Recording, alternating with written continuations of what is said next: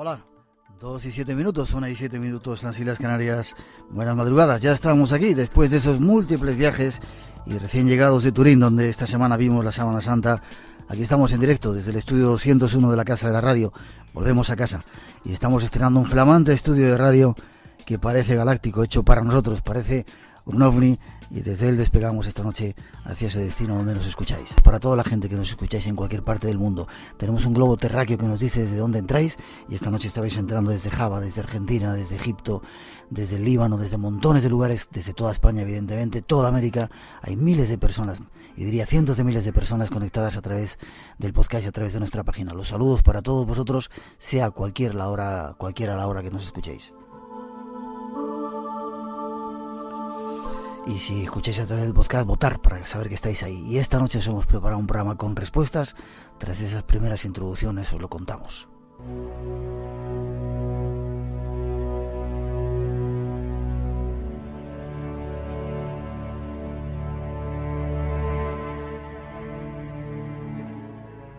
Seguimos en nuestra búsqueda de respuestas acerca de algunos de los misterios del hombre y la vida.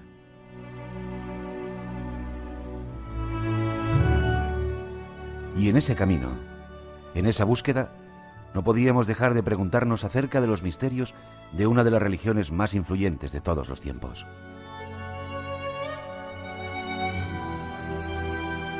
Nos referimos al cristianismo.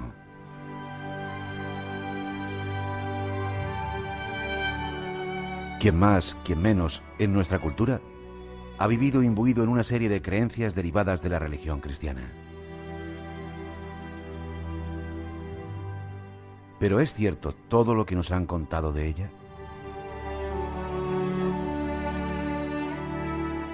Ha llegado el momento de hacernos preguntas, y hemos elegido esta madrugada para hacerlo.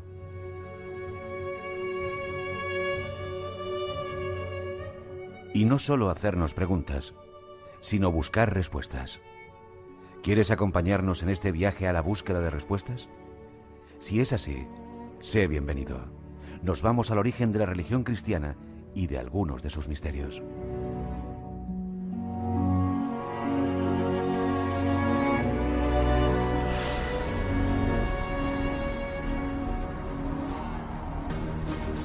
Y nosotros nos vamos hasta Canarias, concretamente hasta la isla de Tenerife, para saludar a nuestro primer invitado, José Gregorio González. Buenas noches, mi niño, ¿cómo estás? Buenas noches, Miguel. Pues muy bien, la verdad que encantado de poder saludarte y por supuesto de saber que hay muchísima gente que está ahí al otro lado de las ondas. Y yo de que estés, ya te teníamos ganas de tener aquí en el Espacio en Blanco. Te debíamos una visita a Canarias, dentro de poco creo que vamos a ir para allá, así que prepárate. Decir que eres periodista, escritor, tienes un montón de libros, Grandes Misterios del Cristianismo, Canarias Mágica, Canarias Misteriosa, Las Reliquias de Hitler y el gran libro de la criptozoología, entre otros muchos.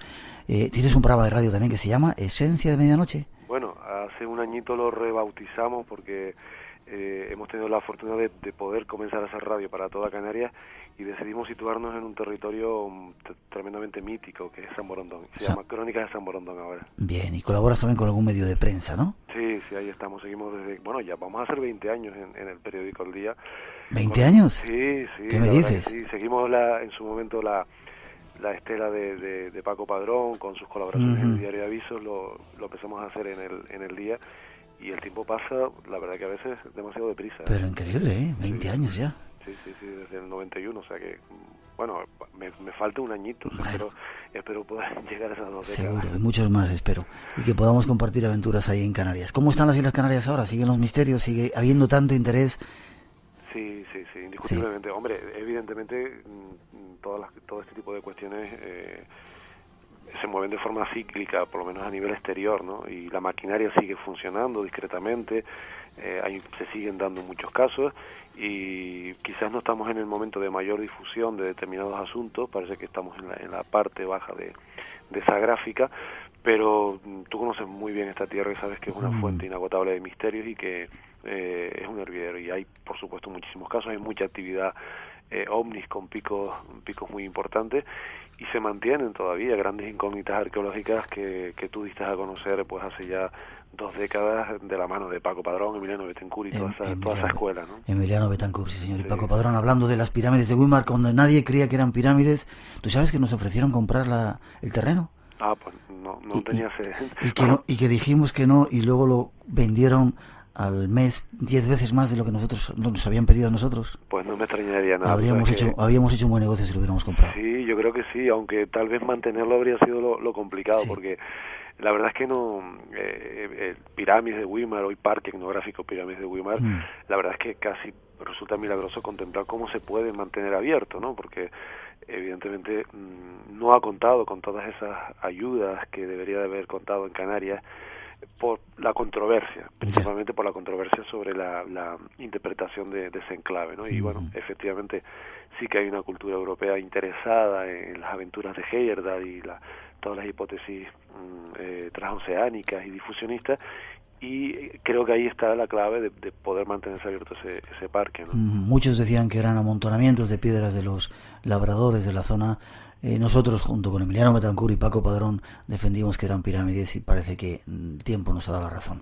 Como muchos otros misterios que espero que dentro de poco podré ir a vivir, a compartir de nuevo con vosotros. El Barranco de Badajoz, la Punta del Hidalgo, esos montones de lugares donde pasan cosas increíbles. Siguen ocurriendo, ¿verdad? Siguen ocurriendo, efectivamente, y la verdad es que recorrer esos enclaves y reconstruir las historias que ahí se cuentan, evidentemente implica tener al Espacio en Blanco muy presente, porque fue en tu programa como estos lugares saltaron a la fama nacional, incluso internacional, y lo que motivó algo que curiosamente, Miguel, no se ha sabido explotar adecuadamente por parte de unas islas que viven del turismo, que es el turismo mágico. Es decir, es anecdótico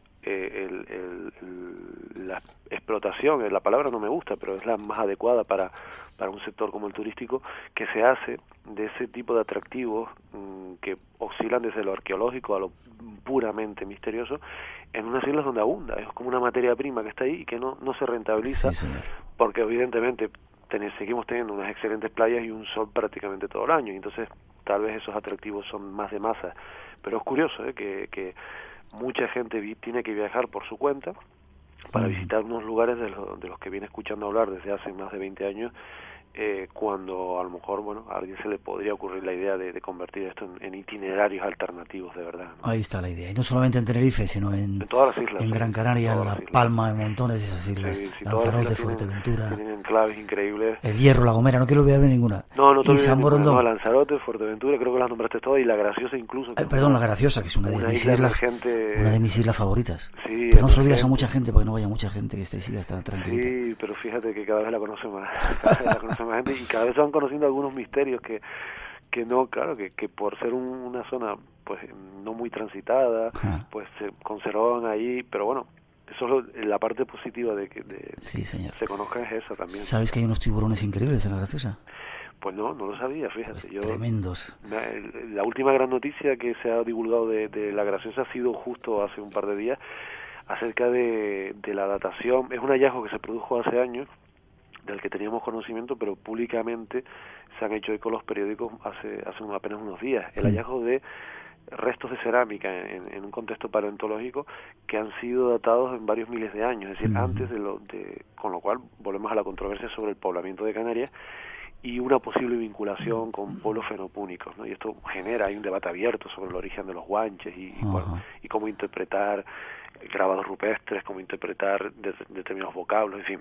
O sea, como ves, el tema sigue abierto. Con muchas oscilaciones sigue abierto. Ya, pues tranquilo, que con vuestra ayuda volveremos a desembarcar en Canarias y le daremos caña. Hay muchos misterios que esperan ser desvelados. Pero hoy no vamos a hablar de misterios de Canarias. Yo te digo, te emplazo para cuando vayamos ahí, en esa invitación que tenemos en las islas. Hoy vamos a hablar de otros misterios del cristianismo. Y si te parece, tras esa primera introducción empezamos a meternos. Yo pido disculpas, seguramente alguna gente se va a sentir ofendida por algunas cosas que vamos a decir, pero bueno, 900-137-137 es nuestro teléfono gratuito por si queréis intervenir.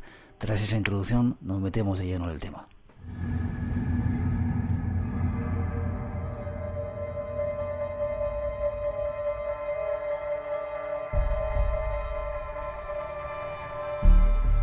En casi todas las tradiciones del mundo se nos habla de un diluvio.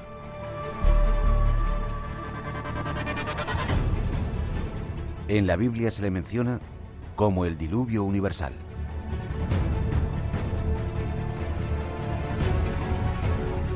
La narración del diluvio universal aparece en distintas culturas y en épocas relativamente próximas en el tiempo.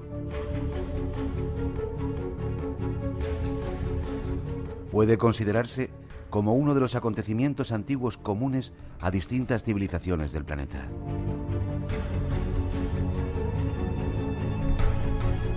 Pero con o sin pruebas de su veracidad, sabemos que estas civilizaciones antiguas conservaron la historia de una gran inundación que destruyó a sus antepasados.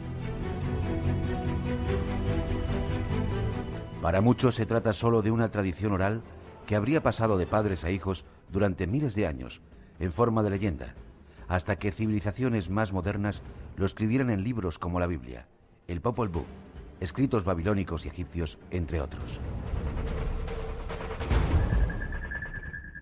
¿Pero existió en realidad ese diluvio? ¿Y qué decir del Arca de Noé? No hace muchos días saltó a la prensa la noticia de que un grupo de investigadores chinos la habían encontrado. Según el Antiguo Testamento, el Arca de Noé fue una enorme embarcación construida por orden de Yahvé para la salvación de Noé, su familia y ciertos grupos de animales para preservarlos del diluvio universal y luego repoblar la tierra con ellos.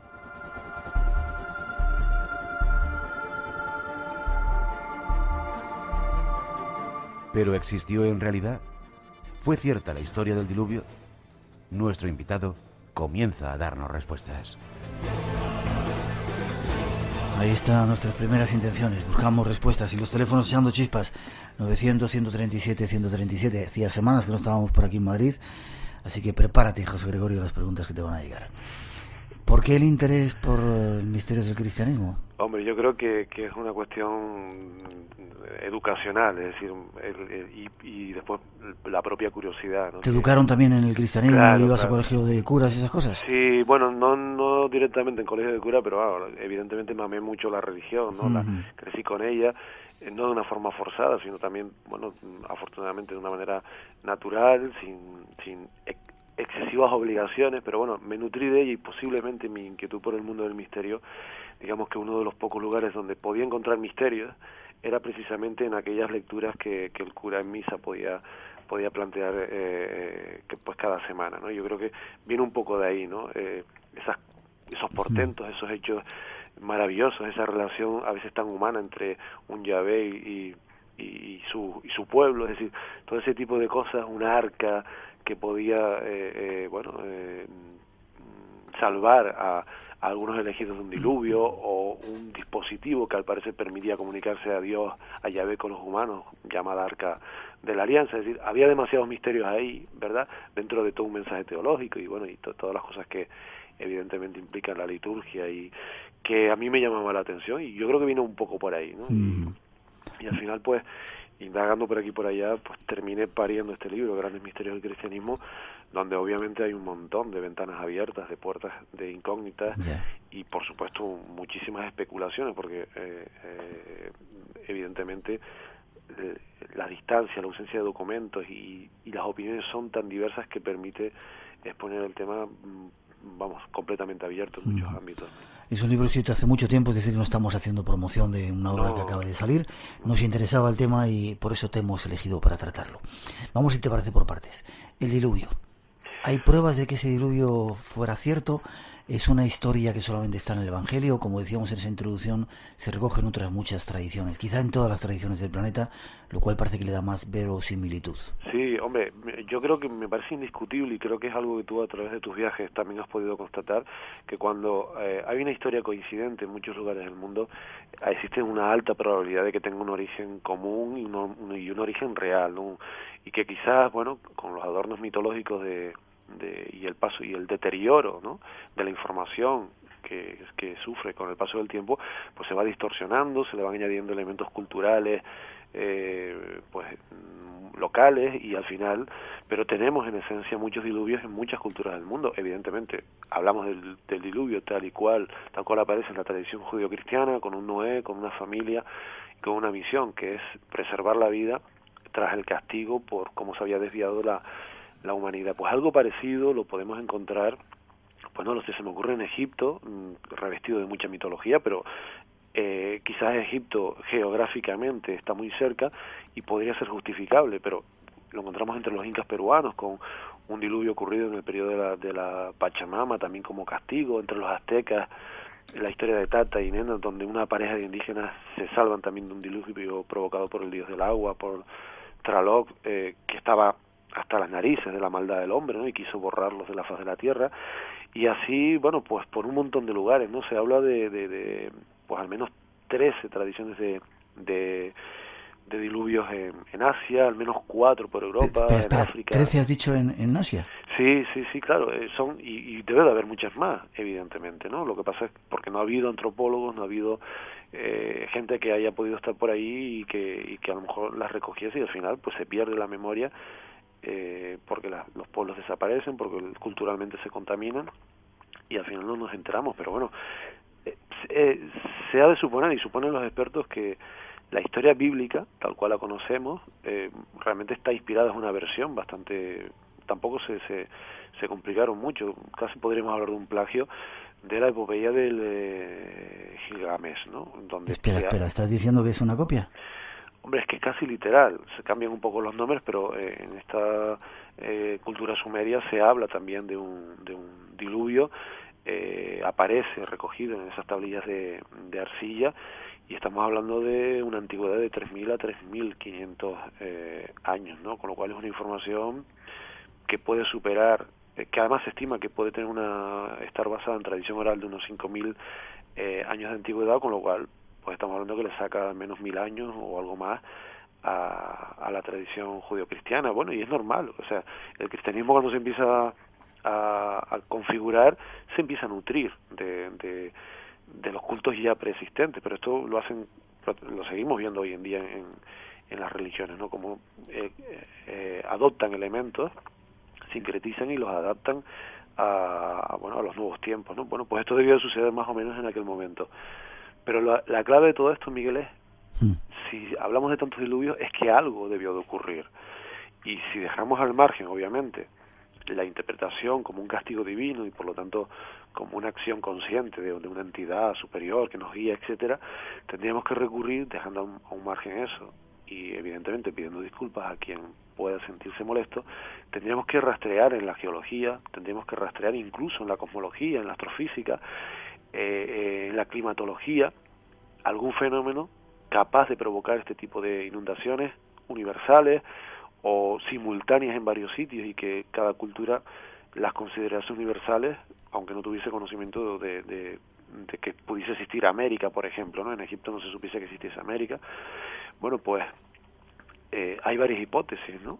Una de ellas, que a mí me parece muy apasionante, que se está imponiendo muchísimo, tendría que ver con catástrofes cósmicas, con la llegada a la Tierra de asteroides cada X tiempo, es decir, a consecuencia de las órbitas, de la órbita terrestre, de nuestro propio sistema solar, de la nube de Oort, y bueno, todo el cinturón de Kuiper, en fin, todo este tipo de gran... de nuestros vecinos cósmicos aquí muy cercanos, y que cada cierto tiempo de forma cíclica, empujan por la gravedad este tipo de grandes rocas a la Tierra y caen en periodos muy concretos. Y esta podría ser una explicación, la caída de meteoritos capaz de, por ejemplo, romper casquetes polares, hacer que el nivel de las aguas suba, que se produzcan grandes inundaciones. Porque solemos entender el diluvio, porque así lo hemos leído en el texto bíblico, como lluvias, como lluvia, exacto, ¿no? Y claro, quizás no hay que leerlo como lluvia, hay que entenderlo como inundaciones y como subida al nivel de las aguas. En esa línea, la hipótesis de estos impactos cósmicos está cobrando mucha importancia, porque además daría sentido también a, por ejemplo, a la destrucción de Sodoma y Gomorra, o a la desaparición de algunas culturas donde también se ha visto que parece coincidir en las investigaciones geológicas con la caída de este tipo de asteroides. Con lo cual, probablemente estemos hablando de algo de eso, una catástrofe de estas dimensiones planetarias que desde mi punto de vista, pues yo creo que solo la podría provocar algo venido desde fuera, ¿no?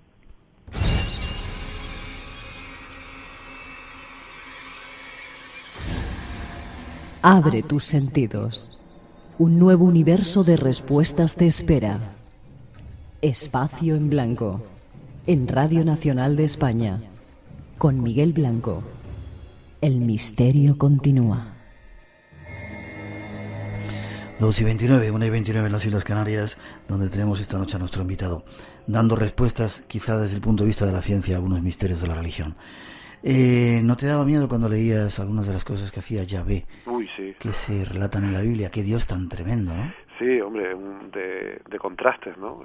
Un Dios que parece estar por encima de todo y al mismo tiempo que se inmiscuye en las cositas aquí del día a día, ¿no? O sea, la historia de Salomón es una de ellas, ahora curiosas, ¿no? Del nacimiento, pero bueno, este comportamiento en el que te castiga y no te castiga, en el que llega a ser más cruel, ¿no? Que o al extremo la crueldad humana, ¿no? No más cruel que los humanos, que somos bastante crueles, ¿no?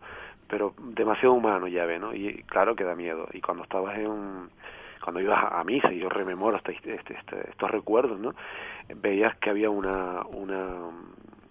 sea, que había un yin y yang, es decir, había dos dioses, uno que era muy cañero, pero muy cañero, muy vengativo, muy, vamos, el macarra, si me permites la expresión, que era el Yahvé, y después te veías a otro plasmado en el Nuevo Testamento, más consolador, conciliador, amando al prójimo, etcétera, etcétera, etcétera, ¿no? Parecían dos historias muy diferentes. Evidentemente hablamos de una diferencia de tiempo también importante, pero lo curioso es que cuando y esto es un enigma que no sé si alguien sabrá resolver, algún teólogo posiblemente tendrá respuesta.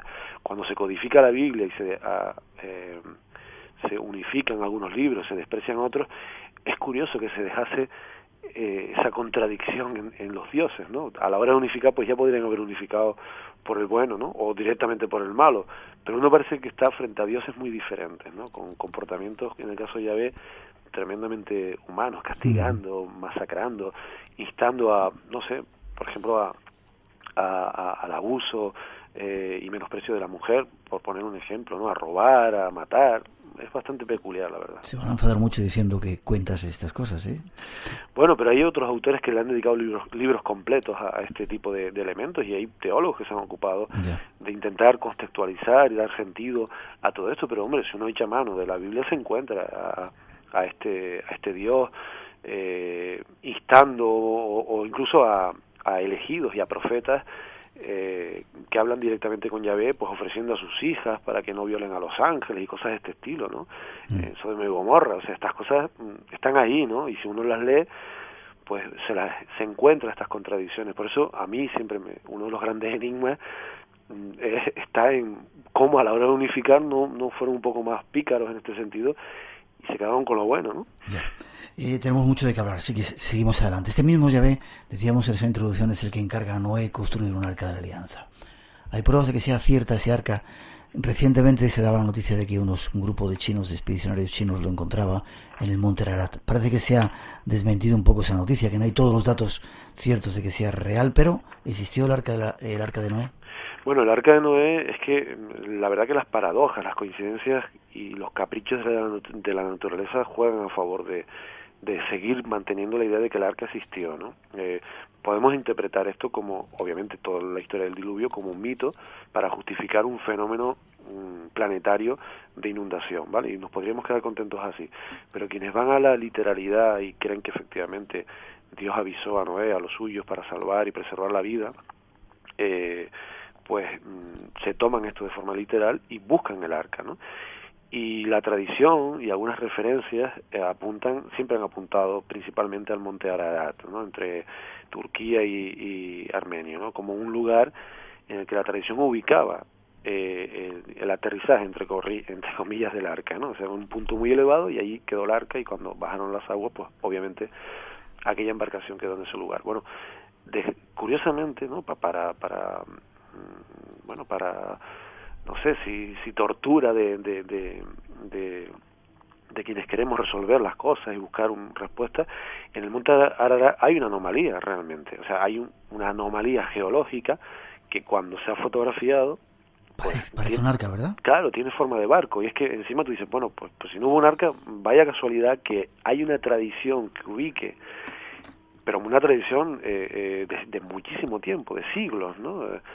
Milenaria incluso, que ubique en ese monte la llegada de esa embarcación del diluvio, ¿no? Y que cuando ya estamos en disposición de tomar fotografías aéreas, que es muchísimo tiempo después, resulta que se fotografía una sombra, ¿verdad? Una estructura geológica que tiene esa forma. Es peculiar, la verdad es que es tremendamente llamativa esa coincidencia. Obviamente no es madera fósil, y la embarcación que teóricamente construyó Noé es madera, o sea, por lo tanto, aquello es piedra, pero es una piedra diferente que tiene esa forma.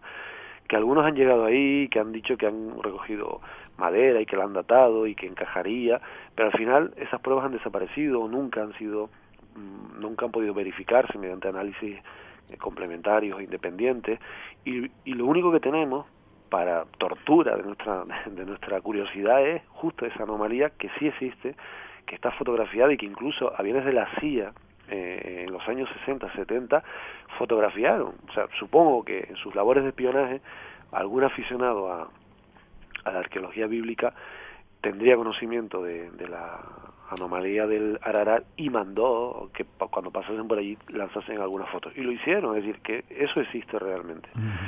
Pero cada cierto tiempo pues hay alguna expedición que asegura estar por allí. Yo lo que veo en esto, Miguel, y probablemente me equivoque porque habrá un poco de todo, sobre todo en los últimos años veo un interés de los grupos creacionistas, de los que apoyan principalmente el diseño inteligente, que suelen estar detrás de la financiación de este tipo de expediciones, porque supongo que están necesitados de encontrar pruebas que consoliden su idea de un Dios creador y le den literalidad a todo lo que aparece en la Biblia, ¿no? Y claro, cuando esta información viene de estos lugares, pues uno tiene al menos que mantenerla en cuarentena, ¿no? Y esperar que haya informes independientes o análisis. De momento no hay muchas fotografías, hay páginas de grupos de investigación bíblica que han estado en ese lugar y han sacado fotografías de la anomalía en detalle, pero el problema está en los análisis de ese material, en que eso puede demostrarse que es madera fósil y que por lo tanto pertenezca a una embarcación. Y eso hasta el momento no ha podido ser cotejado adecuadamente. 2:36, 1:36 en las Islas Canarias. Parece que hay datos de que hubo un diluvio, quizá no tanto producido por lluvia. Hay anormalidades en el monte Ararat que podían hacer pensar que existe ese arca de alianza, pero no hay pruebas definitivas. Seguimos más adelante tratando de buscar respuestas. Tras esa segunda introducción os damos más datos. 900-137-137 es nuestro teléfono.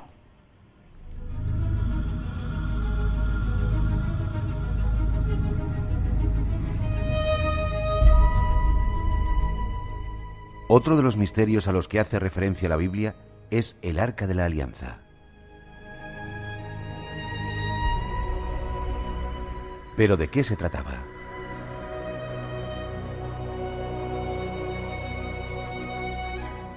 El Arca de la Alianza, según la Biblia, es la caja que guardaba las tablas de la ley de Moisés con los 10 mandamientos y constituye, sin la menor duda, el objeto sagrado más codiciado de cuantos han sido buscados por el hombre en distintos lugares de la tierra, desde África a Oriente Medio.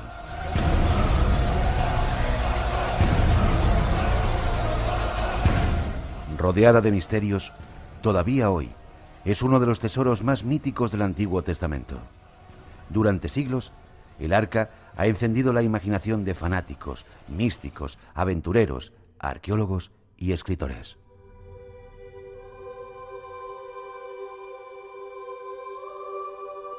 Su búsqueda por la historia ha sido incesante. Los propios masones o los templarios estuvieron cerca de encontrarla, pero hasta ahora pocos son los elegidos que han podido verla.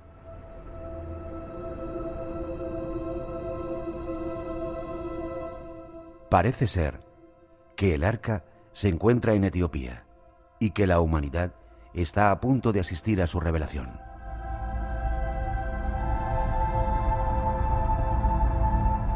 El patriarca copto ortodoxo de Etiopía, Abuna Paulus, acaba de pronunciarse al respecto de la reliquia y ha asegurado en una rueda de prensa en el Hotel Aldrovandi, en Roma, que ha visto el Arca de la Alianza y que su estado de conservación es bueno.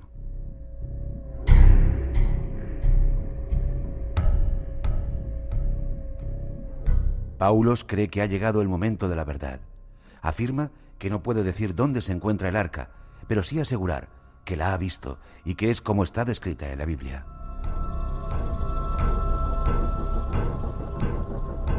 ¿Será cierta la noticia? ¿Estaremos a punto de descubrir de qué se trata ese misterioso objeto?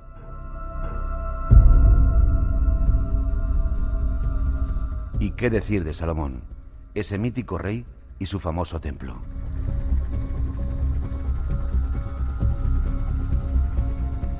Son más incógnitas de la Biblia y necesitamos respuestas. Escuchemos.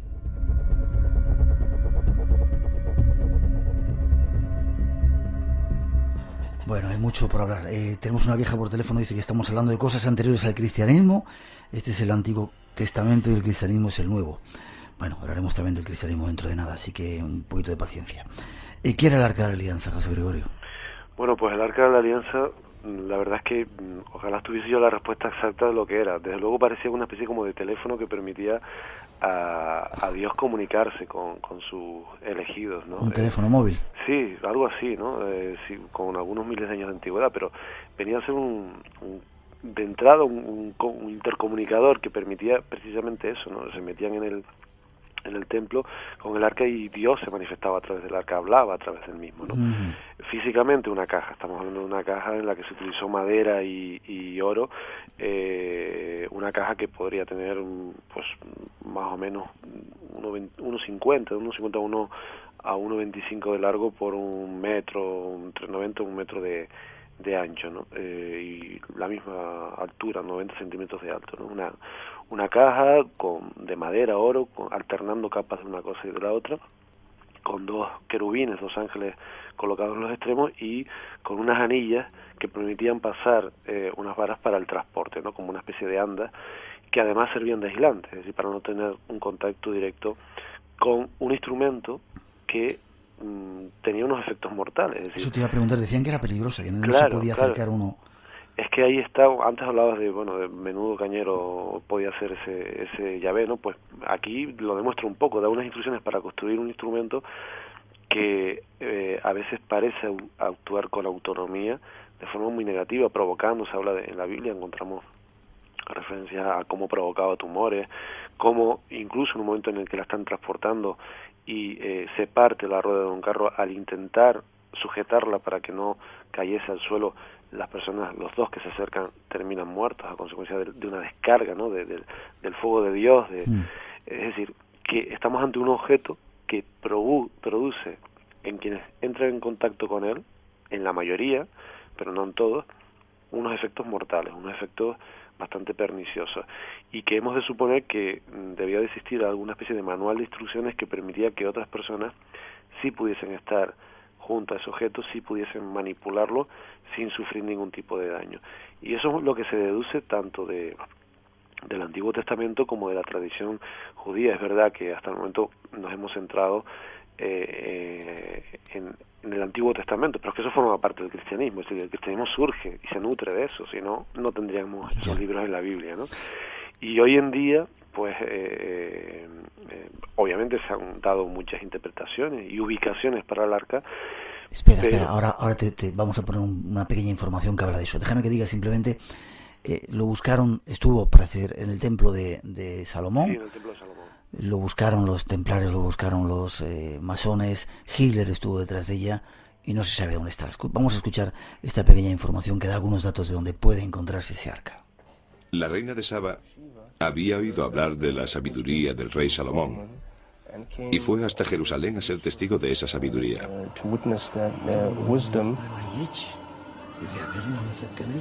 Mientras la reina estaba en Jerusalén, continúa la historia, tuvo un hijo con Salomón, el príncipe Menelik, que vivió en Etiopía con su madre. Entonces, cuando Menelik alcanzó la mayoría de edad, volvió a Jerusalén a ver a su padre. Cuando Menelik estuvo aquí, se las arregló para conseguir la custodia del arca y volverla a traer a Etiopía. y el arzobispo dice que es allí donde está hoy en día. Así que la Iglesia etíope ortodoxa cree que la verdadera Arca de la Alianza está en Etiopía. Ellos veneran el arca, y por eso hay una réplica en todas sus iglesias. Mucho se ha dicho acerca de dónde podía estar ese arca. Parece que hay datos de que está en Etiopía. ¿Qué piensas? Ellos están absolutamente convencidos. A mí, yo te puedo decir que casi me convenció, obviamente siempre dejo un margen a la duda, casi me convenció Graham Hancock, ¿no? Con un libro escrito hace muchos años, Símbolo y Señal, reeditado hace algunos años con otro título, que fue fruto de 10 años de investigación, es decir, de trabajar allí como corresponsable económico y conocer esta historia e indagar en ella y llegar al convencimiento de que efectivamente el arca de la alianza, por lo menos la que podría ser auténtica, se conserva en Etiopía, además en un lugar muy concreto que él identificó, que sería la iglesia de Santa María de Sion, ¿no? De forma muy observadora, él siguió una fiesta que es la del Tinkat, donde sacan un objeto cubierto que se supone que es el arca, le hacen una ceremonia, una fiesta muy antigua, sacan ese objeto de esa iglesia y bueno, hay imagínate una romería, un gran festejo, y después la devuelven a este lugar, que sería el único momento en el que sale el arca de este lugar, ¿no? En esa ceremonia, que además es una ceremonia que al parecer aparece también en representaciones egipcias de la época más o menos de Tutankamón, ¿no? Con lo cual no sabemos quién copia a quién, pero bueno, el caso es que estamos en Etiopía y Hancock contempla un día, cuando sigue muy de cerca esta fiesta y esta procesión, que el guardián del templo, es decir, el guardián del arca, que además curiosamente terminan perdiendo la vista, es decir, terminan quedándose ciegos. Esto es muy llamativo. ¿Todos los guardianes del arca? Sí, parece que sí, que todos terminan al final con daños en la vista muy importantes, que hemos de entender que se los tenemos que atribuir al efecto radiante que puede tener el arca, porque antes hablábamos de lo que provocaba y nos dijimos qué podía hacer, pero parece un efecto radioactivo, algún tipo de emisión energética radiante lo que sale de esa caja, ¿no?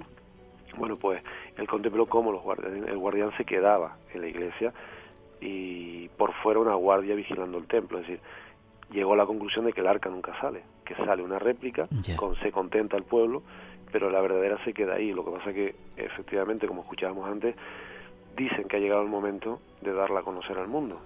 Vamos a mí me encantaría verla. Y a mí.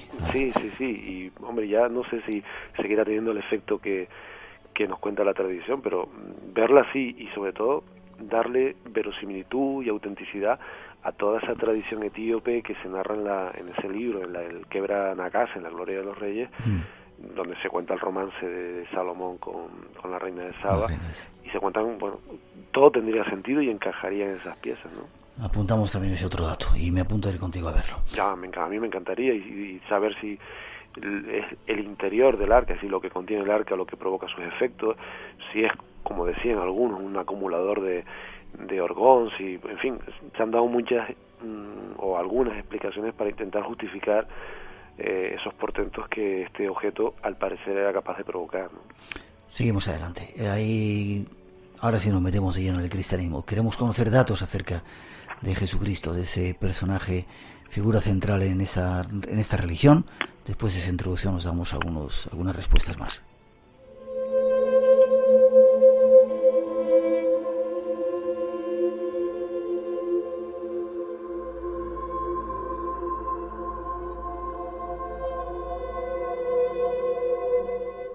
Existe una gran controversia dentro de la Iglesia acerca de la vida de Jesús y los diversos evangelios.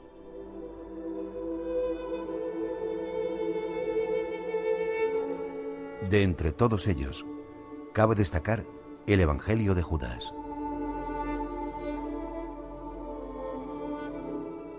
Se denomina Evangelio de Judas o Evangelio prohibido de Judas a un evangelio utilizado, según testimonios de los padres de la Iglesia, por la secta agnóstica de los cainitas.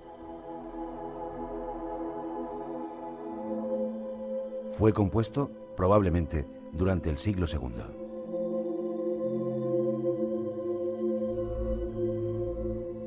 Este evangelio se creía desaparecido, pero durante los 70 del siglo XX fue hallado en Egipto un códice copto en el que aparece un texto que parece corresponder al evangelio de Judas mencionado en la literatura cristiana primitiva. En 2006, la organización National Geographic Society hizo público su trabajo de restauración y traducción del manuscrito. El texto del Evangelio de Judas es un relato de unas 250 líneas, del ancho aproximado de un folio, que se encuentra en un códice de 66 páginas, más de un tercio del cual es ilegible, y que contiene otras 3 obras.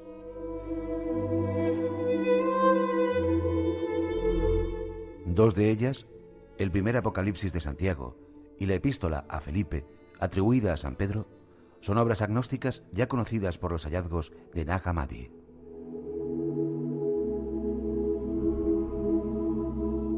La tercera es un fragmento de un texto desconocido, titulado provisionalmente Libro de Alógenes. Todos los textos están escritos en el dialecto saídico del idioma copto, aunque es una traducción de un original griego.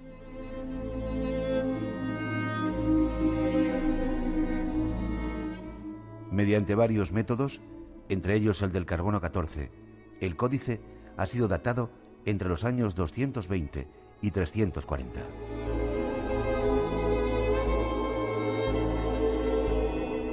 ¿Pero qué aporta de nuevo sobre la figura de Jesús este evangelio? Dejemos que nos conteste nuestro invitado. Hay un montón de preguntas y el teléfono está echando chispas y por todos lados nos llegan preguntas que te voy a trasladar. 900-137-137 es nuestro teléfono por si queréis seguir interviniendo. No quiero que me contestes, pero fíjate lo que preguntan. Si el Arca de Noé podía ser una nave nodriza, dioses y ángeles podían ser extraterrestres, bueno, hipótesis. Yo creo que tenemos que hacer 35 programas de este asunto para dar más respuestas, ¿te parece? Sí, yo creo que evidentemente hay incógnitas que siempre van a estar ahí. Sí. ¿Estás a gusto? No, como no te digo, te lo tengo que preguntar. No, yo contesto todo lo que tú quieras. Y estás a gusto, ¿no? Sí, tú ten en cuenta que además este tema de los ángeles y demonios y vinculándolo con la idea de los extraterrestres es algo que en ufología se lleva planteando hace décadas, ¿no? Y creo que nunca se termina de resolver hacia un lado o hacia otro, ¿no? Vale, pues quizás sea la segunda parte del programa. Hablemos del Evangelio de Judas. ¿Qué tiene de diferente este Evangelio? ¿Qué aporta o qué no aporta la figura de Jesucristo? Y nos preguntan también que cuál era uno de los misterios es la propia Biblia. ¿Quiénes decidieron qué escritos descartar y cuáles incluir en la misma? Es decir, ¿quiénes fueron los padres de la religión que dijeron esto sí, esto no? ¿Y por qué el Evangelio de Judas no? Bueno, el Evangelio de Judas no, como un buen puñado de libros que pertenecen a los textos gnósticos, quedaron fuera, ¿no? Digamos que este Evangelio y otros textos gnósticos, muchísimos que hay, se quedaron fuera en un momento en el que la Iglesia se empezaba a articular como una organización realmente sólida, firme y había luchas de poder, es decir, había diferentes interpretaciones de Jesús y de su mensaje que circulaban. Había muchísimos libros, pero muchísimos libros que se manejaban en las pequeñas comunidades de cristianos que iban surgiendo y cada una tenía un tipo de influencia cultural, étnica, y obviamente se fueron imponiendo las de mayor poderío, las más predominantes, y se fueron excluyendo las otras, ¿no? Y este en concreto, el Evangelio de Judas, más que aportar sobre Jesús, lo que nos ofrece es una lectura muy diferente de Judas, ¿no? De Judas, que ha sido siempre el gran perdedor, el que ha tenido muy mala prensa, que ha sido demonizado. Bueno, probablemente o sea, yo creo que Judas era un insulto, es decir, que alguien te llamase así ya era un insulto, ¿no? Con ese final trágico. Y este Evangelio lo que hace es reivindicar el papel, la necesidad de su papel en ese plan cósmico, que es cierto. Es decir, si le vamos a dar literalidad a toda esta historia y vamos a poner a Dios y a la misión que le encomienda a su Hijo al encarnarlo entre los humanos, obviamente el papel de Judas, nada agradable, era absolutamente necesario, por lo tanto permitido por la propia divinidad, planificado por la propia divinidad. Y lo que hace este texto, yo supongo que esto lo debieron entender los grupos gnósticos, por lo menos los que redactan y hacen circular en sus comunidades este texto, y lo que hicieron fue reinterpretar el papel de Judas y darle un protagonismo y un papel muy, muy importante. Lo que pasa es que hoy en día lo contemplamos a la luz del siglo XXI, bueno, de 2000 años de historia del cristianismo, y claro, es un mensaje diametralmente opuesto a lo que pudo suceder pues en el siglo II, siglo III, ¿no? Que se veían las cosas de otra manera. Pero a mí me parece muy bonito, es decir, a mí ese desenlace en el que Jesús le dice, prácticamente, no voy a ser literal, pero más o menos, que Él es el apóstol principal, que Él es el que le ayuda a cumplir su misión, la pieza clave. Aunque sea un traidor. Aunque tuviera la difícil tarea de traicionarlo y de vivir 2000 años con la etiqueta de traidor, porque efectivamente Él hace un acto de traición, pero si entendemos que para la redención y para el posterior desarrollo de los hechos y para la propia constitución del cristianismo, ese acto de traición era absolutamente necesario, es decir, formaba parte del plan divino, del plan cósmico. Yo creo que eso lo puede entender cualquiera, siendo creyente o no creyente. Es decir, si Él está ahí y se sitúa a Dios por encima de todo, pues Él está ahí porque Dios lo sitúa. Es decir, con lo cual se le asigna el papel del malo y el hombre apechuga y desarrolla su papel, y es esencial para lo que viene después, que se supone que es la salvación, la redención y todo esto, ¿no? Te digo que nos quedan 3 minutos antes de las noticias, de una mínima parada que tenemos que hacer, pero es curioso que los evangelios que se recogen, los que están aceptados, bueno, yo creo que casi todos, empiezan a escribir la historia de Jesús 300, 200, 100 y pico años después de su muerte. Creo que el más así reciente de él es 80 o 90 años después de la muerte de Jesucristo. Sí, claro. ¿Cómo se podía dar datos concretos de un personaje que había muerto hace 200 años? Claro, o se lo han inventado y ya terminó. Claro, esa es la gran discusión, Miguel, el saber si Jesús fue un personaje histórico o no. O sea, que no sea histórico ofrece mucho más problemas que considerarlo histórico, pero las referencias son tan escasas que mantiene abierta la discusión. Ahora bien, los evangelios efectivamente son unos textos que se comienzan a redactar mucho después y que se supone que recogen más o menos literalmente la tradición, es decir, el recuerdo de los más ancianos o de los hijos de los más ancianos que pudieron convivir con Jesús durante algunos años, porque también hay que tener en cuenta que se escriben creo que el más temprano es exacto, en el año 90, no sé si creo que es el de San Juan, y los demás bastante más tarde, con lo cual quien suministra esa información en el 90 pues ya tenía que ser bastante mayor y probablemente ni lo conoció directamente a Jesús, porque hacía ya más de 60 años que había quedado atrás. Entonces claro, la literalidad, hoy en día eso no resistiría un reportaje, o sea, un artículo de investigación periodística, por ejemplo, ¿no? O sea, ese tipo de elementos hoy no pasarían la criba de cualquier persona que tuviese un mínimo sentido crítico, ¿no? Pero hemos de pensar que en aquel momento, al no haber una facilidad para la escritura, se conservaba con más fidelidad la tradición, y que se pudo reconstruir, pero se nutrió de mitos y de otros personajes que pertenecían a Roma, por ejemplo, dioses, etcétera, y se les fue revistiendo de muchos elementos que no son del cristianismo, ni muchísimo menos, ¿no?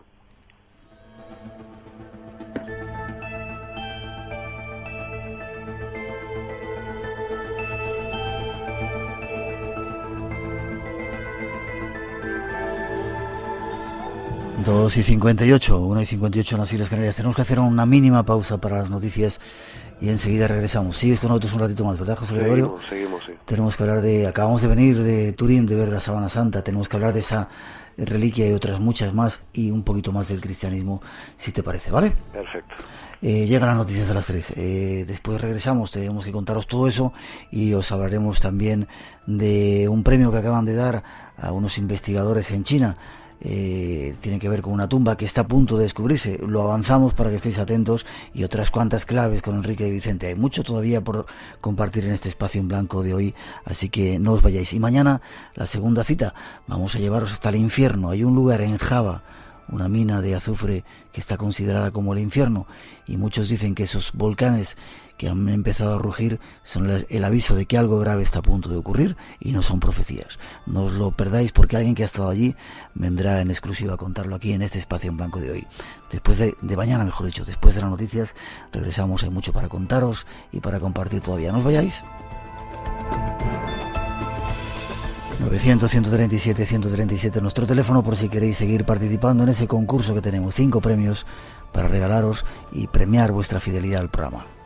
16, 2 y 6 en las Islas Canarias. Entramos en la segunda hora, en esta primera edición del Espacio en Blanco, en esta primera cita. Recordad que mañana hay una segunda. Os vamos a llevar hasta el infierno. Alguien en el Facebook comentaba el Yellowstone. Iremos a Yellowstone para daros algunos datos y dicen que los terremotos se han puesto a rugir. Os lo vamos a contar aquí en ese Espacio en Blanco de mañana. Hoy nos queda todavía irnos hasta China y además hasta Yemen a daros algunas noticias que estamos seguros que no conocéis, y todavía seguiremos hablando de misterios del cristianismo junto a nuestro primer invitado que está en Tenerife, José Gregorio González. ¿Sigues por ahí, José Gregorio? Seguimos, Miguel. Bueno, multitud de llamadas tenemos. Siempre que se habla del tema de religión, levantamos ampollas. 900-137-137 por si queréis intervenir. Te vamos a tener todavía un ratito más, ¿te parece? Como ahí tenemos una hora menos, así, bueno, no duermes. Sí, se nota menos. Se nota menos, sí. Salomón, lo hemos dejado ahí un poquito apartado. Hablábamos el otro día de los diablos con los que aparentemente pactaba Salomón. ¿Quién era este personaje? Y luego volvemos con Jesucristo. Bueno, un personaje, un tipo francamente peculiar, para mí uno de los más interesantes, controvertidos de cuantos encontramos en las Sagradas Escrituras, ¿no? O sea, el tercer rey del Reino Unificado, el último además, porque tras su muerte, pues, se terminó separando, hijo de David, además, hijo de David y Betsabé, en una especie de situación bastante surrealista, ¿no? De estas que permitía y alentaba a Yahvé, porque primero surge de una relación prohibida entre David y Betsabé, que está casada, tienen un hijo, bueno, en fin, David manda al frente al marido de esa mujer, bella mujer de la que se enamora, y Yahvé le castiga pues con la muerte de ese primer hijo, pero después permite que se quieran, y de ahí nace Salomón. Es decir, incluso el comienzo es bastante peculiar, pero es un rey muy sabio, un rey que pasa como el más sabio de todos los reyes. Es un rey de contraste, mujeriego. Los propios textos bíblicos hablan 300 o 500 mujeres. Sí, sería, ¿no? Exactamente, de esposas, no sé, creo que eran 700 y como 300 concubinas. Eso, más de 1000, es verdad. Exacto, dotado de una tremenda sabiduría que quedó reflejada pues principalmente en un pasaje que a mí me fascinaba cuando lo escuchaba. Y a mí.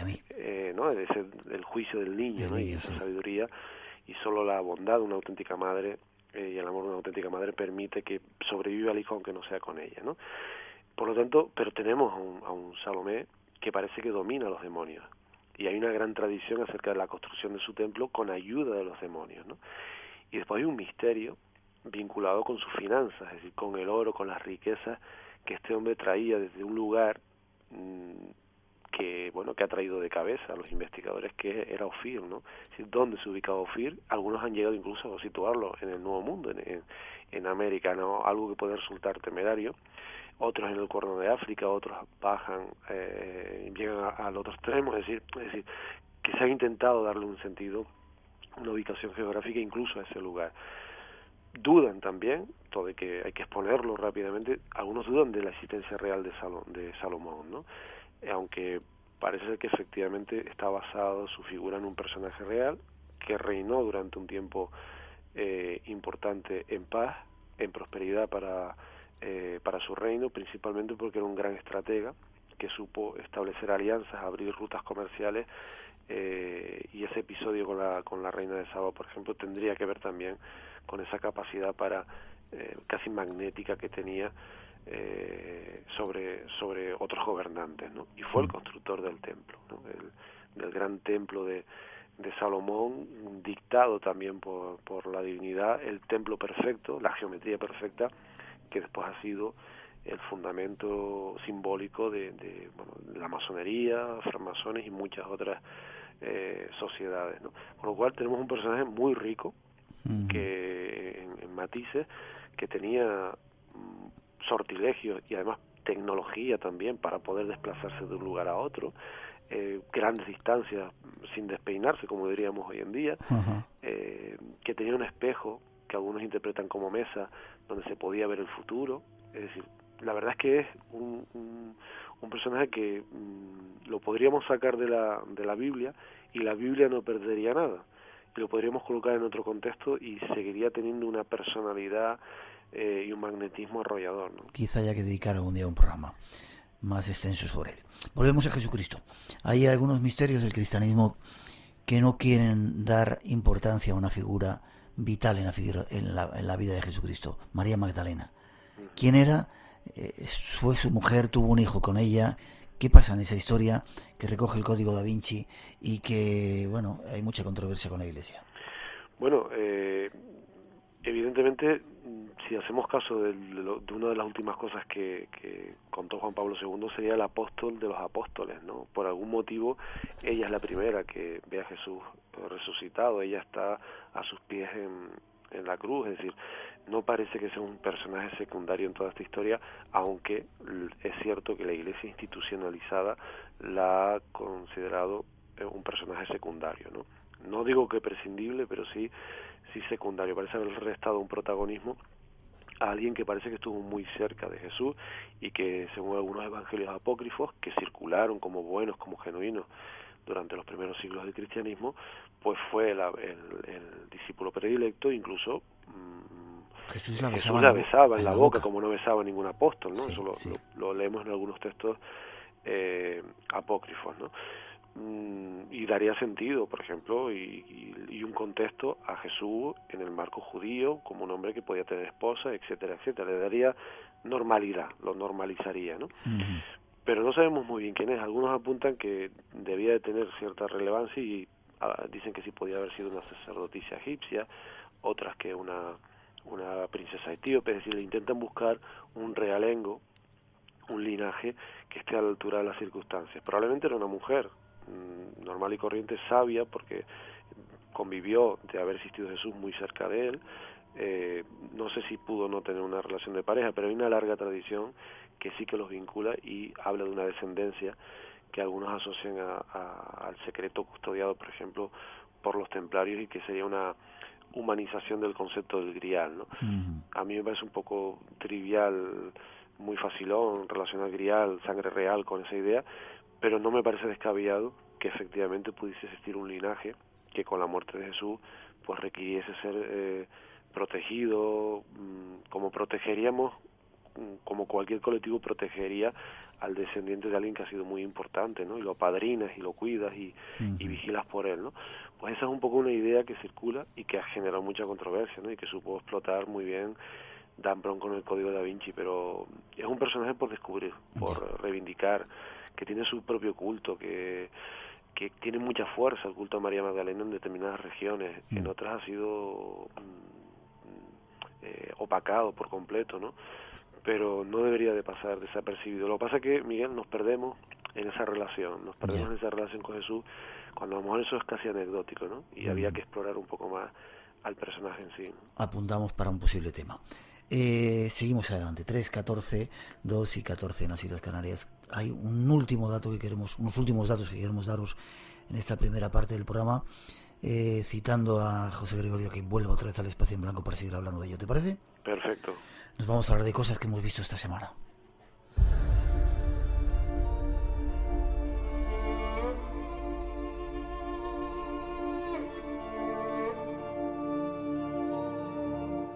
En estos días se celebra en Turín, y acabamos de regresar de allí esta misma semana, la ostensión de la Sábana Santa.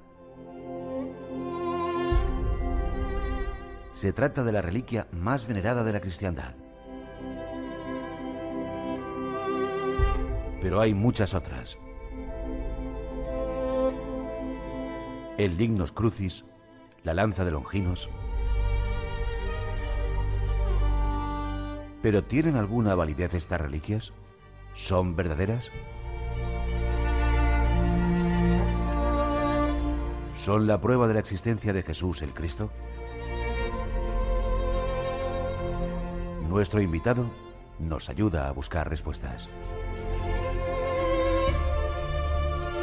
Como decíamos, acabamos de llegar de Turín. Yo no había visto la Sábana Santa, me parecía imperdonable. No quería esperar hasta el 2025 y ahí nos plantamos y es increíble.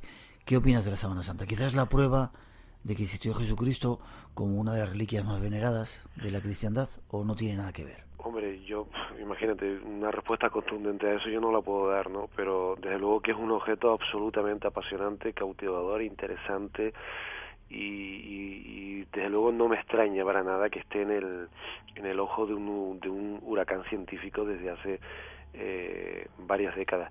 Parece evidente que esa sábana envolvió el cuerpo de un ser humano que fue sometido a un suplicio que encaja casi milimétricamente con lo que se describe en los evangelios, ¿no?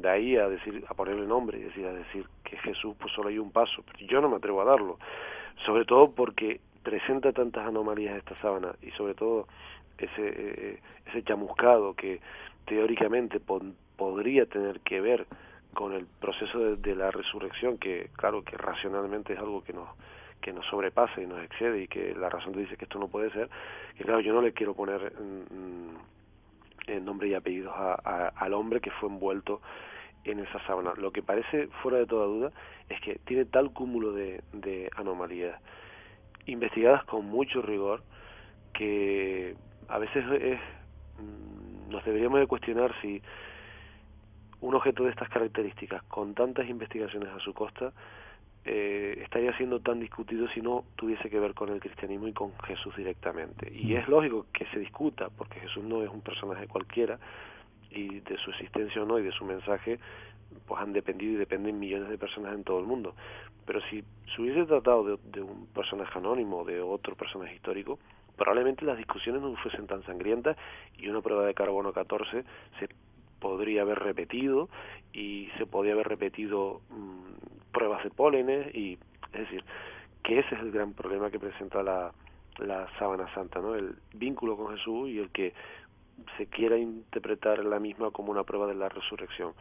Pero a mí hay elementos que tú has podido contemplar directamente que me resultan fascinantes, ¿no? La distribución anatómica de las manchas de sangre arterial y venosa en una tela, sea del siglo XII, siglo XIII, siglo XIV, o sea del siglo I, en la que no se conocía esa distribución anatómica y fisiológica, por ejemplo, del sistema sanguíneo. Es decir, que si se trata de una reliquia, de una falsificación del siglo I o de 1400 años después, sería muy difícil responder a toda esa precisión que presenta, que es tremendamente llamativo. Ya no hablemos del proceso de lograr la imagen, porque se han intentado y se consiguen determinados efectos mediante, pues no sé, utilización de protofotografía y otros elementos, pero claro, no es igual, no se parece. Es decir, que quien lo hizo, si fue un truco, lo hizo tan bien que todavía hoy no sabemos reproducirlo. Y si no es un truco,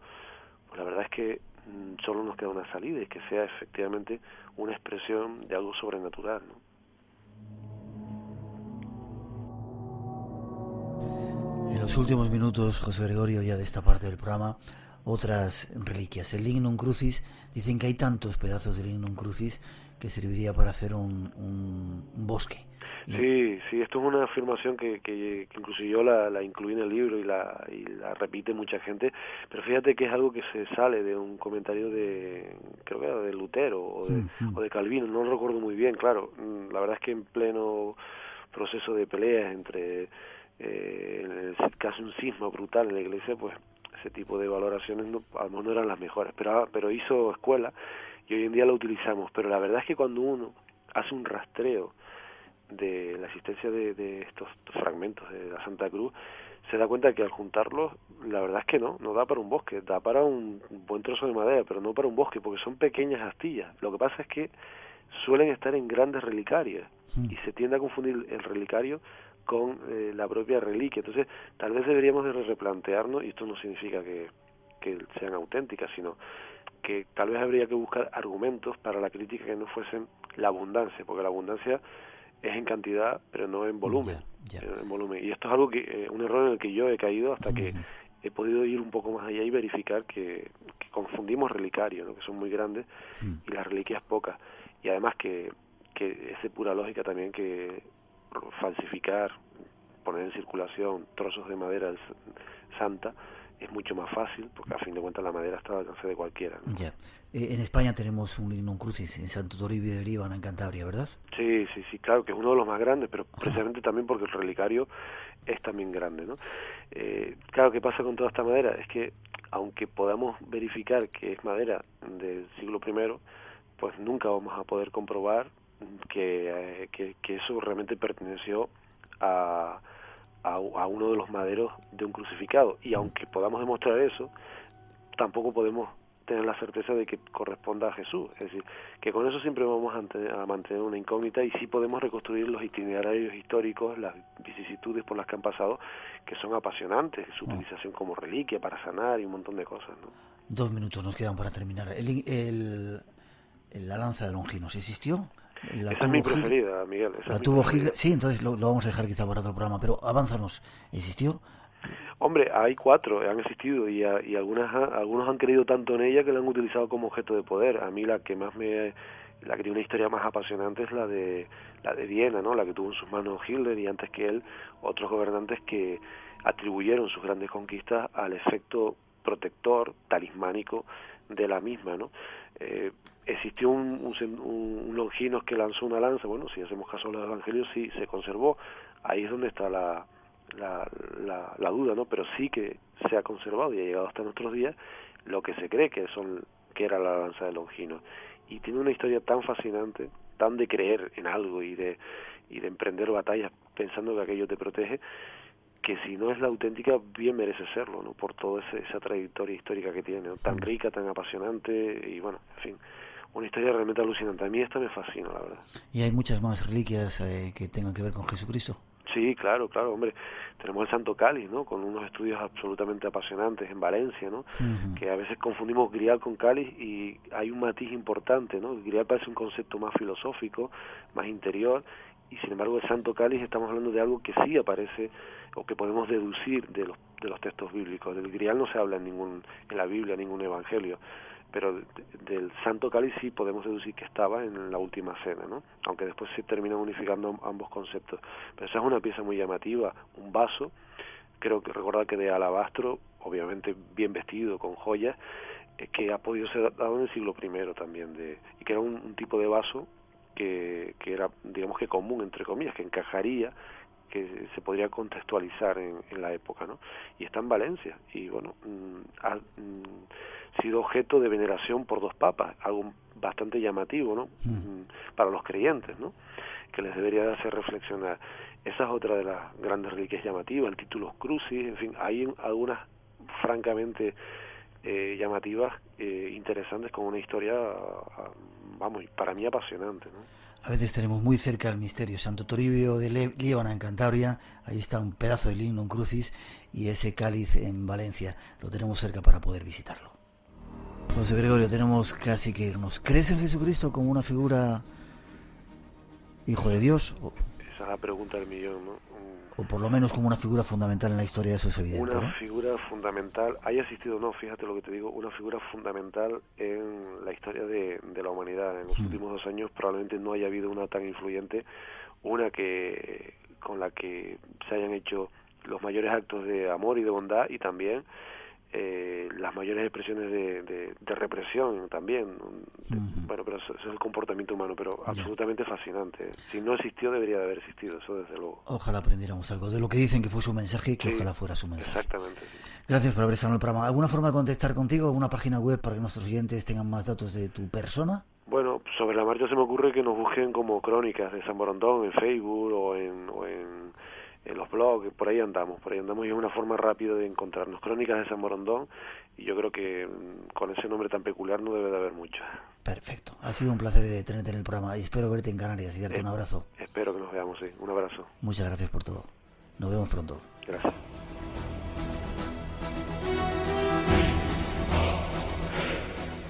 Tres y 25, 2 y 25, seguimos adelante. Hay 2 temas más que nos quedan para este programa de hoy. Hace unos días han dado un premio a alguien que investigaba en China. Ahí van los datos.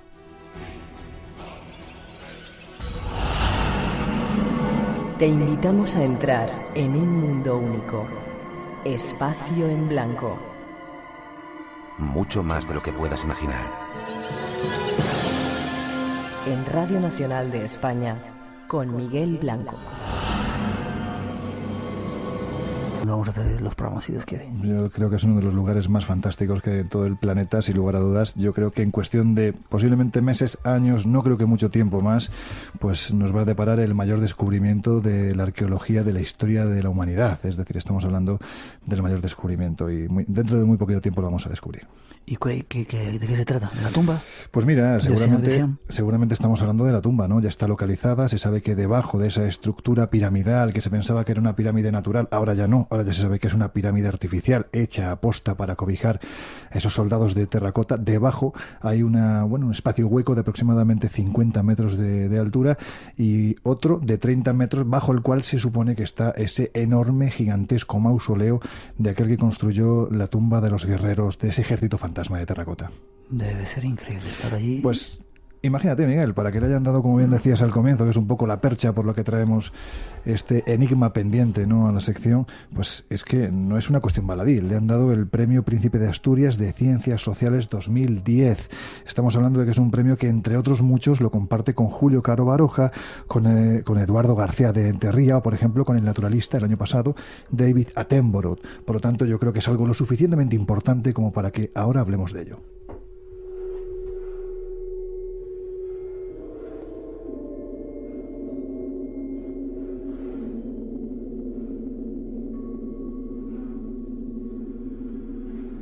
He ido a cerrar la puerta, Lorenzo, porque se nos colaba algún guerrero por ahí, seguro.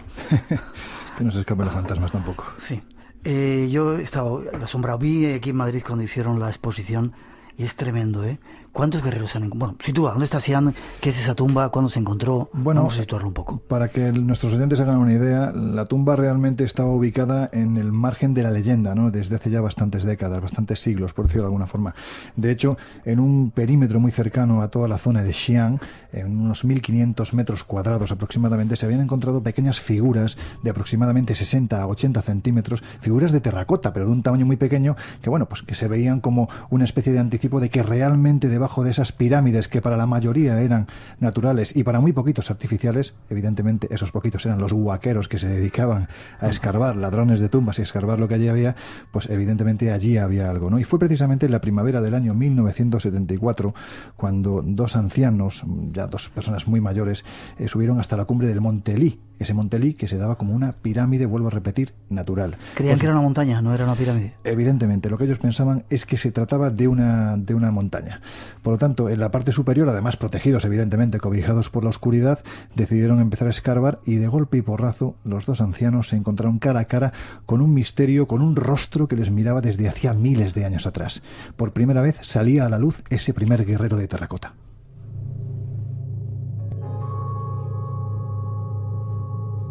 Pero cuéntame, ¿qué fue lo primero? O sea, ¿solamente vieron un guerrero o se encontraron una sala llena de guerreros? No. Lo primero que vieron fue literalmente envuelto entre la escoria, entre el barro, entre la arenisca, metido casi a presión, lo que era un rostro, ni siquiera era un cuerpo completo. Vieron unos ojos que les miraban literalmente desde esa profundidad y además, te digo más, a muy pocos centímetros de profundidad. Por lo tanto, en teoría, pues los arqueólogos con un poquito que se hubieran esmerado seguramente hubieran conseguido más de lo que estos ancianos consiguieron en un principio. Eran dos ancianos que no eran arqueólogos ni nada. Eran ladrones. Ladrones, además, que iban con, pues como ocurre en todas estas sociedades. Bueno, ladrones, eran excavadores no oficiales, vamos a decirlo así. Vamos a decirlo que eran supervivientes. Vamos a ver, yo conozco muchos supervivientes y tú también. Claro. Por lo tanto, dejemos en que eran supervivientes, ¿no? Y estos supervivientes, pues de hecho, perteneciendo a una cultura muy tradicional, en cierto modo, en algunos aspectos muy primitiva, con todo el buen sentido que tiene eso, pues antes de iniciar esas excavaciones, antes de acudir, entre otros sitios, a este Monte Lee, pues ellos iban con sus palas, ¿cómo se llama? Hombre, no, se me ha ido de la cabeza, ¿no? Los inciensos. Iban quemando los inciensos. En definitiva, todo era con la intención de ahuyentar los malos augurios que evidentemente se encontraban allí. Ellos eran conscientes de que la leyenda ubicaba la tumba del gran emperador bajo sus pies y independientemente de que, como posteriormente se demostró, tenía un ejército fantasma de terracota que le defendía, también se creía en esas malas energías que también habitaban en este cerro, en este Monte Lee, de las que había que protegerse, especialmente cuando llegaba la madrugada, que eran peores que la propia policía que les podía encontrar. Y sin embargo, ni dragones, ni malas energías, ni policía. Lo que se encontraron fueron unos ojos que directamente les miraban precisamente eso, a los suyos. ¿Y luego qué pasó? Pues luego se iniciaron las diferentes excavaciones, ¿no? Ellos dieron parte... ¿O siguieron escarbando ellos por su cuenta? Ellos siguieron excavando. Ellos siguieron excavando, empezaron a sacar diferentes objetos hasta que finalmente no quedó más remedio, puesto que la gran cantidad de objetos que se iban encontrando era lo suficientemente importante como para que no pasara desapercibido, especialmente en el mercado negro.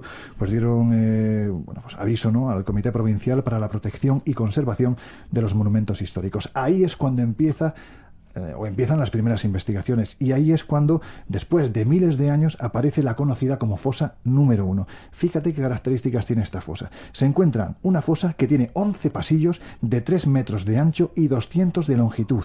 En total, en estas fosas se encuentran 6.000 soldados de terracota de aproximadamente 1,80 metro cada uno de ellos.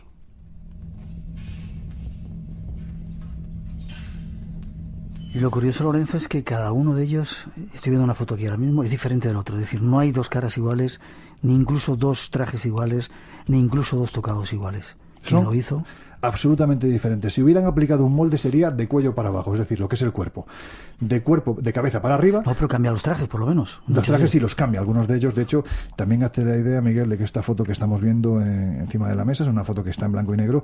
Los soldados de terracota a día de hoy tienen unos tonos ocres, pero en aquel entonces todos y cada uno de ellos estaba perfectamente coloreado, cada uno incluso hasta con su graduación. Por lo tanto, estamos hablando de una labor, pues eso, una labor de chinos, ¿no? En este caso, estamos viendo que cada uno de los soldados, su rostro era absolutamente diferente. Fíjate hasta qué punto era diferente, que los investigadores posteriormente han conseguido identificar a qué raza y a qué etnia pertenecía. Por lo tanto, era una labor tan milimétrica que a día de hoy, después de 2.221 años, es casi imposible. Es increíble. Dice también aquí este artículo que es curioso que cuando centenares de técnicos trabajan para superar el escollo del color, cuando sacan estas estatuas de esa cámara donde están, pierde el color instantáneamente a las 5 horas de exposición al oxígeno. Qué curioso, ¿no? Sí, es como si estuviera cerrada herméticamente. De hecho, date cuenta que este hombre, este emperador, Qin Shi Huangdi, bueno, pues para que nuestros oyentes se hagan un poco una idea de quién era este personaje, ¿no? Este señor es el que unifica lo que es la China moderna. Por aquel entonces, en el 221 a.C., la China se debatía en una serie de guerras entre señores feudales, que era conocido, ese periodo es conocido como la época de los estados combatientes. 7 estados. Uno de ellos pertenecía a este Qin Shi Huangdi, que por aquel entonces era un joven príncipe de 14 años llamado Zheng.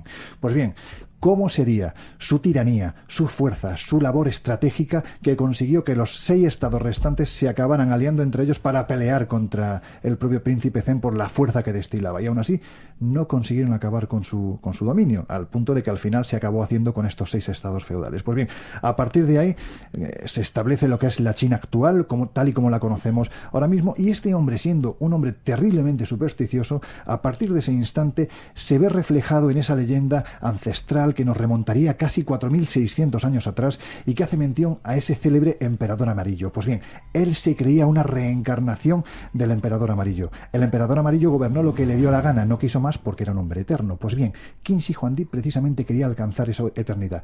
¿De qué forma? Pues lo estamos viendo que la alcanzó a través de su mausoleo.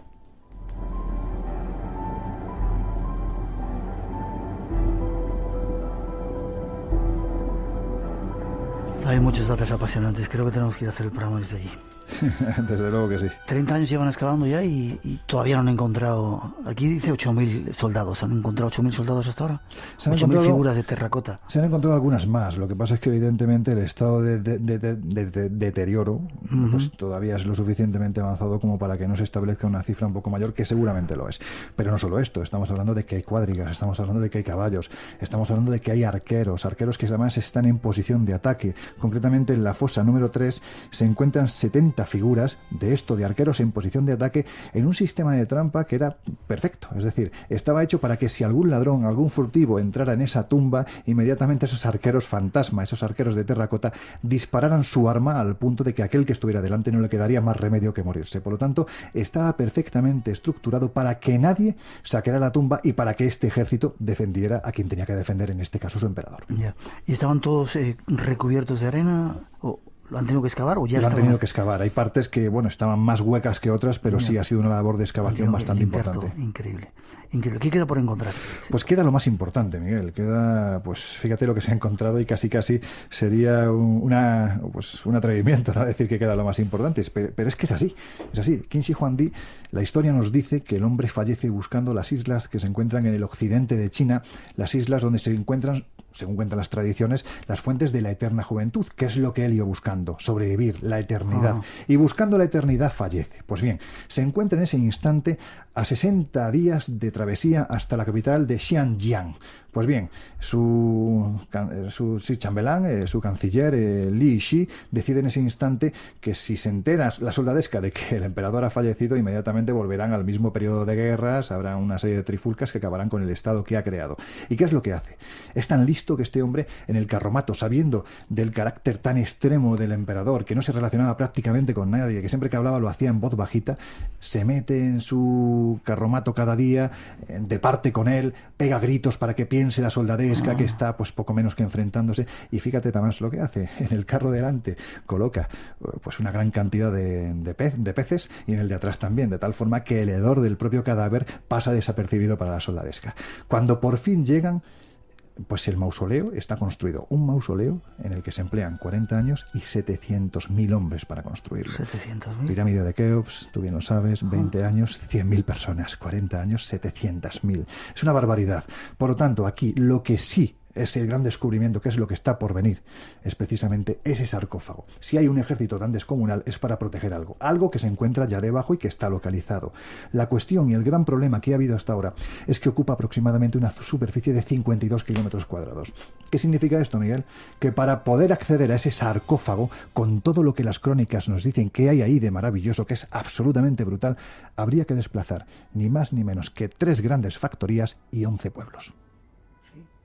Que están encima. Imagínate la barbaridad. Los chinos son como son, te lo hacen. En 3 meses te hombre. quitan los pueblos, te los colocan y encima meten hasta un McDonald's, ¿no? Pero lo cierto es que lo que hay ahora mismo ahí, según nos dicen las crónicas, es ni más ni menos que toda una tumba, un mausoleo en el que, por ejemplo, el techo está cubierto de gemas, pues un poco recreando lo que eran las constelaciones que se veían en la China de aquel entonces. Hay ríos movidos por una serie de mecanismos muy extraños de mercurio. Se han encontrado grandes cantidades de mercurio en la tierra de este lugar.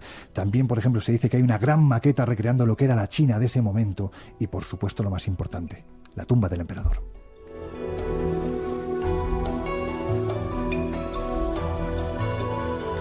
Lorenzo, definitivamente, si antes estaba convencido hay que ir a hacer un programa desde allí. Increíble, ¿no? Yo creo que es increíble. Me estaba recordando las películas de Lara Croft, creo que era, que también sí, Tomb Raider, algo parecido a todo este tipo de historias, ¿no? Sí, de hecho, incluso la tercera parte de La momia, creo que está basada precisamente en los soldados de Xi'an, y hay una escena que se daba por falsa, ¿no? También dentro de lo que es la película de La momia, en la que se ven estos soldados disparando las flechas, pero es real, está basado en tal y como ahora mismo podemos encontrar en las grandes salas de exposición que hay en Xi'an. Los guerreros de Xi'an han ganado el Príncipe de Asturias 2010 y ojalá el Espacio en Blanco dentro de poco.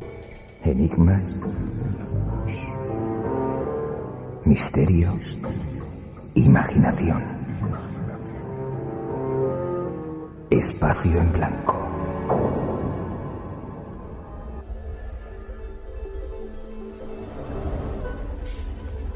Quizás sea el viento frío que nos deja totalmente congelados, o el extraño rumor bajo las calles de la ciudad. Es la inquietante sensación de que hay un mundo a nuestro alrededor que no podemos ver. No es nuestra imaginación. Este mundo es muy real. Se abren para entrar a un territorio, yo no sé cómo definirlo, único, con un responsable. Don Jaime Barrientos. ¿Cómo estás, Jaime? Hola, buenas noches, Miguel. Un placer que estés en el programa de nuevo. Has estado por ahí, o por lo menos con muchos viajes pendientes, ¿no? ¿Estás? Sí, he estado, bueno, ya sabes que estaba pendiente de irme a Haití. ¿Te vas a Haití o te vas a ir a Haití con el Padre Ángel? Padre Ángel, con mensaje. ¿Qué pelotas le echa ese hombre? Sí, es decir otra cosa. Es increíble. Hay gente que mira, no sé quién les mueve, pero están, se saltan usos horarios, tienen una reunión a las 6 de la mañana, a las 8 cogen otro avión, es increíble. ¿Cuántos años tiene ya? Pues yo creo que 70 y muchos. Estuvo con nosotros en el programa, sí, porque tiene unas pelotas, por no decir otra cosa. Increíble, es un ejemplo de los, ojalá hubiera muchos más, ¿no? Pero sobre todo lo tenemos aquí en España y hay que darle mucha más importancia y mucha más cancha, aunque ha recibido un montón de premios, pero... Es gente como Vicente Ferrer, como esta gente que no sabes de dónde sacan esa energía. Sí, señor, son increíbles.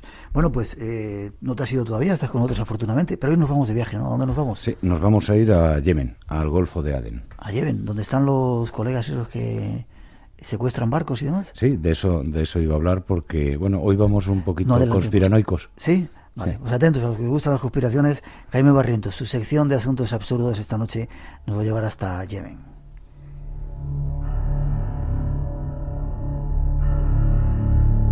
Yo tengo un amigo, te cuento, en Líbano, iba a decir, en Amán, en Jordania, que está empeñado. Siempre que voy a Amán, a Jordania, me dice, te invito, vámonos al Yemen. No sé qué tendrá en el Yemen. A mí me llama mucho, por un lado, la atención el país, pero por otro lado tengo un cierto resquemor. Pues es un país extraño, no sé si extraño. Dicen que está como en la Edad Media. Sí, bueno, es increíble llegar a Yemen y no ves carreteras. O sea, en las ciudades, pues eso, no ves coches. Es eso lo que tú dices, a la Edad Media o incluso antes. Ya. Bueno, ¿qué nos cuentas? ¿Qué es Yemen? Pues sabes que ahora, pues como decías tú antes, está habiendo un montón de secuestros, de piratería y tal. Y bueno, primero vamos con la parte seria y luego entramos en la parte... pregunta. ¿Tú qué harías si de repente llegaran barcos de otras naciones a tus caladeros, machacaran toda la pesca que tú te has servido durante miles de años para comer? ¿Qué harías? ¿Te convertirías en pirata o...? Claro, no me quedaría otro remedio. Es lo que pasó en España cuando se empezaron a quejar los pescadores gallegos, que entonces tenían barcos pequeños, cuando los grandes, inmensos pesqueros japoneses se colocaban en aguas internacionales y recogían toda la pesca. De hecho, en España nos hemos quedado sin angulas porque los cogen en alta mar y eso sí, ellos los dejan crecer porque para los japoneses uno de los platos más exquisitos es la anguila. Ya. Bueno, vámonos a Yemen, sí. Pues en el Golfo de Adén están pasando cosas muy extrañas. Para empezar, se han instalado allí todas las flotas militares del mundo mundial, no solamente Estados Unidos, sino la de Rusia, China, Japón, Irán, Alemania, la OTAN al completo, la Unión Europea y hasta Blackwater. Bueno, ahora ya no se llama Blackwater, Explica un poco quiénes son los Blackwater. Blackwater son los perros de la guerra, los mercenarios estos norteamericanos. Es una compañía de seguridad, como si fuera estas conocidas por nosotros, que es bueno, que es la que ha provocado tremendos destrozos en Irak. Bueno, entre otras cosas, pues juzgaron a miembros de Blackwater porque se habían cargado en Bagdad, pues ametrallaron a civiles. Bueno, ya sabes cómo son estas cosas. Han salido todos con unas penas mínimas. Me parece que han sido solamente 3, es más, al final. Y bueno, pues esta gente también, curiosamente, está allí. Entonces, lo que se plantea es, ¿están para controlar a los grupos terroristas navales? Bueno, en principio, o sea, a los piratas. En principio, pues mira, a finales, en el 2007, lo curioso es que científicos americanos y europeos localizaron ciertas anomalías electromagnéticas en el Golfo de Adén. Y al mismo tiempo, eso lo saben muy bien los oyentes de tu programa, Miguel, que de repente aumentó el fenómeno ovni en la zona. Y justo en ese mismo año, a finales del 2007, las primeras Zodiac piratas empiezan a atacar a barcos pesqueros. En 2008 se incrementan estos ataques. Y, curiosamente, los piratas van mejorando su armamento y las embarcaciones que utilizan. Supongo que será producto de los rescates, ¿no? Tenían ya más dinero, compraban, lo invertían, ¿o no? Es que ahí es donde queda la duda. ¿Quién arma al enemigo? Yeah. En 2009 ya se empieza a decir que son células de Al-Qaeda que han despertado y que están Al-Qaeda tiene la culpa de todo en este mundo, ¿eh? Sí, claro, es como antes era la Unión Soviética, que tenían la culpa de todo, pues ahora bueno, o como en la época de los romanos, de Lenda es Cartago. Viniera o no a cuenta, Catón siempre terminaba sus discursos diciendo Cartago es culpable. Bueno, pues ahora eso, de Lenda es Al-Qaeda. Y lo curioso es que hay un personaje que se llama Peter Leeson, que es un catedrático de la Universidad de Massachusetts, que ha hecho unos estudios para el estudio del capitalismo y que hizo un estudio curiosísimo sobre que los piratas del siglo XVIII trajeron la democracia al mundo. Bueno, pues una de las cosas que se le ocurrió ha sido proponer privatizar el Golfo de Adén para poner fin al problema de los piratas somalíes. No es tanto, según estas teorías, las teorías conspiranoicas, no es tanto para poner fin al problema de los piratas somalíes, sino para restringir el libre paso a la zona. De hecho, en 2010 se restringe ya el paso a la zona y solo pueden pasar algunos barcos petroleros y mercantes, siempre controlados por los militares de uno u otro país.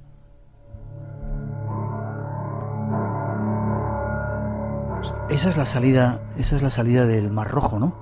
Con lo cual se puede pasar desde África, Asia, a la zona europea, claro. Claro, que es además controlar todo el paso de los grandes superpetroleros.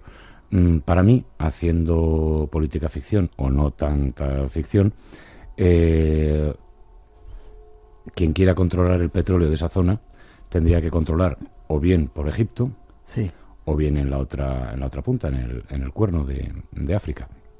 Los norteamericanos no pueden desestabilizar Egipto, pues porque es un aliado suyo y porque es aliado de Israel. Lo intentaron en Somalia, en la época de Clinton, y ya vimos cómo les fue. Con Sudán, pues les pasó 3/4 de lo mismo.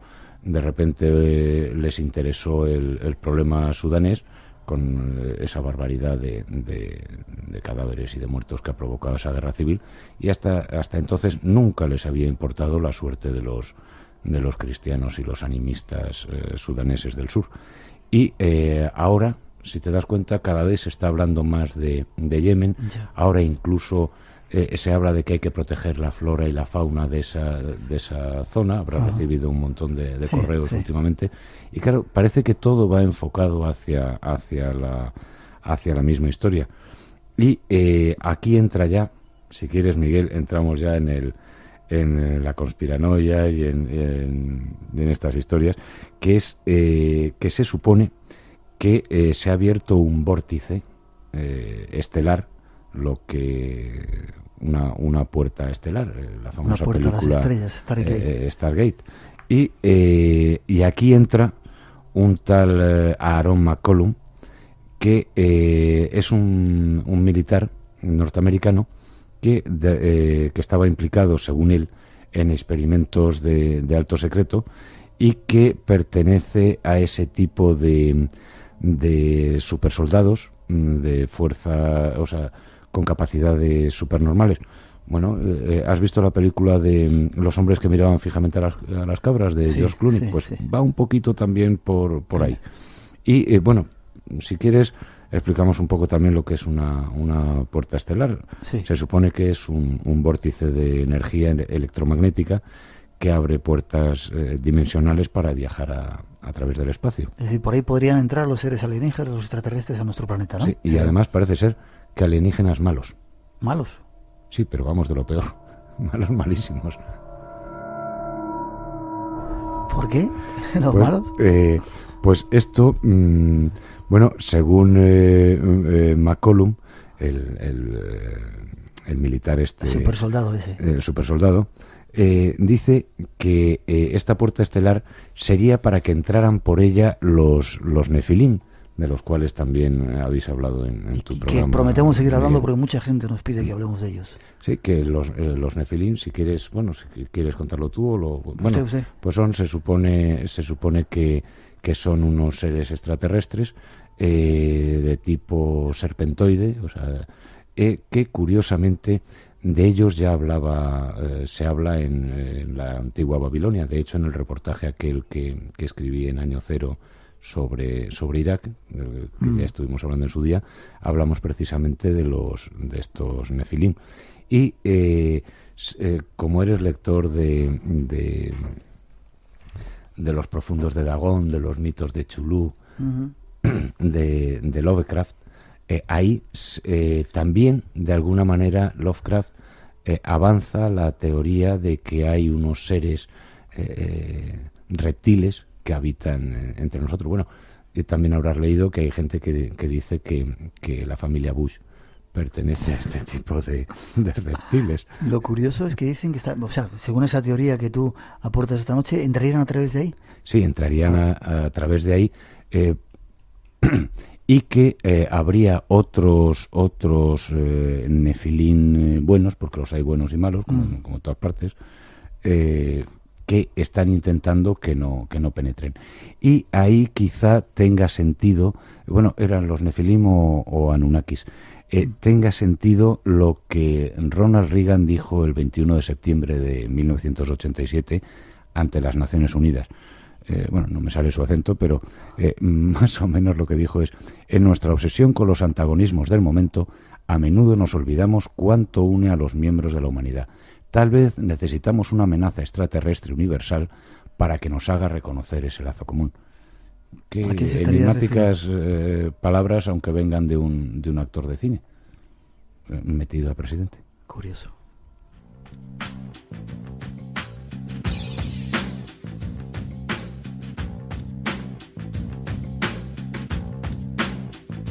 Atentos, aún no nos habíamos fijado nosotros en Yemen bajo ese aspecto. ¿El vórtice sería muy grande por donde entran esos seres? Se supone, según este super soldado, es un vórtice circular de una milla de diámetro.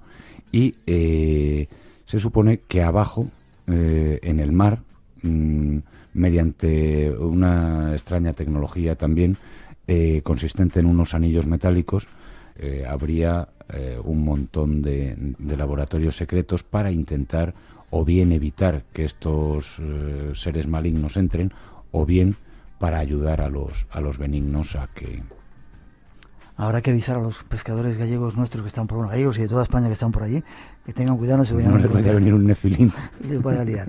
Gracias, te veo dentro de poquito.